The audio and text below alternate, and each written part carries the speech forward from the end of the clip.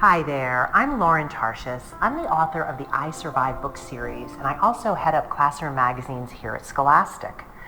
I'm here to talk to you today about an important time in history, an event called the Holocaust.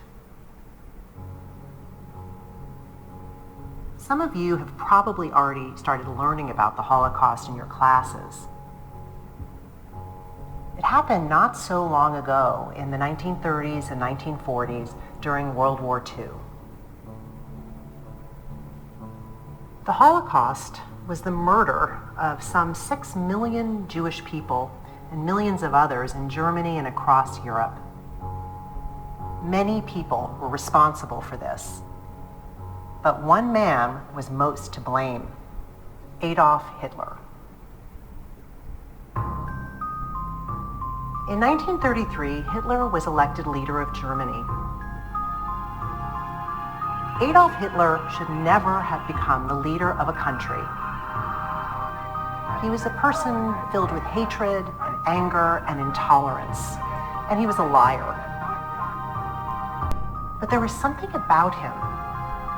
He could stand in front of a huge crowd of people and convince them that what he was saying was true. In the 1930s, Germany was having some serious problems. 1 in 4 people did not have a job, and many were hungry. They felt angry and afraid. Adolf Hitler was able to convince people in Germany that all of their problems had one cause: Jewish people. He said that by getting rid of Jewish people, Germany's problems would be solved. How could people believe such a ridiculous lie? It's hard to understand. But there was already prejudice against Jewish people in Germany and in many other parts of Europe during that time. Why? Because many Germans saw Jewish people as different from them. They had different prayers, different rituals. They often lived in their own separate neighborhoods. Some dressed differently too. Because Jewish people seemed different, some people were suspicious of them. In Hitler's speeches and writings, he told lies about Jewish people. He fanned the flames of old suspicions against Jewish people. And soon those old suspicions exploded into hatred and unthinkable violence. Because Hitler had in fact told one truth, that he wanted to get rid of the Jewish people and drive them out of Germany. Few people believed he was serious until it was too late. Beginning in 1933, Hitler's government passed rules and laws that made life harder and harder for Jewish people. Jewish kids were kicked out of their schools. They couldn't go to parks or pools or libraries or even shop in stores. Their parents were fired from their jobs. People destroyed Jewish stores and businesses.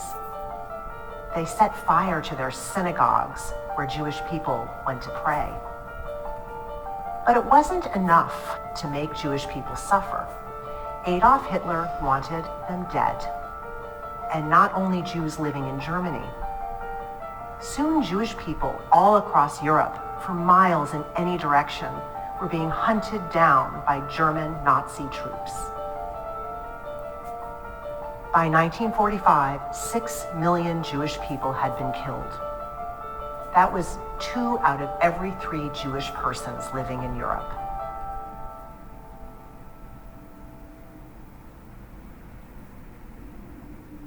So why do we want to talk about such a horrifying time in history? Learning about the Holocaust is so frightening and heartbreaking. Wouldn't it be better to just try to forget about it? The answer is no. History is important because we learn from tragic events like the Holocaust. We can learn lessons that can help us prevent these kinds of tragedies from happening again.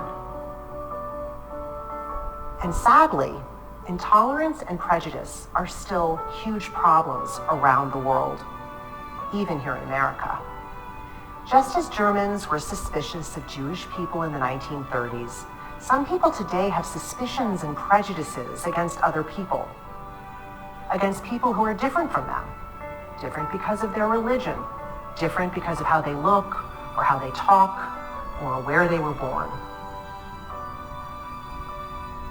Learning about events like the Holocaust can help us understand how dangerous intolerance can be, how suspicion and prejudice can turn into hatred and violence, and why we must all work together to fight against this. Because what makes America such a powerful and special country is that so many people live here together. Throughout our history, we have spoken out and worked hard to stamp out intolerance and prejudice wherever we see them. That struggle must continue today. I hope learning about the Holocaust inspires you and your friends to be part of that important mission. So what does it mean to work to make our country more tolerant, to fight against prejudice? It doesn't mean putting on a uniform and going into battle. It means showing extra kindness and understanding. It means not making judgments about someone just because of how they look or where they come from or because they belong to a certain religion or group. It means opening your mind and your heart and wanting to learn more about people from different cultures and backgrounds and sharing more about your own differences with them. Those might seem like small steps, but here is one big lesson that I have learned through writing my articles and researching and writing my I Survive series. That small steps taken by ordinary people, people like you, people like me, can take us further than we imagine.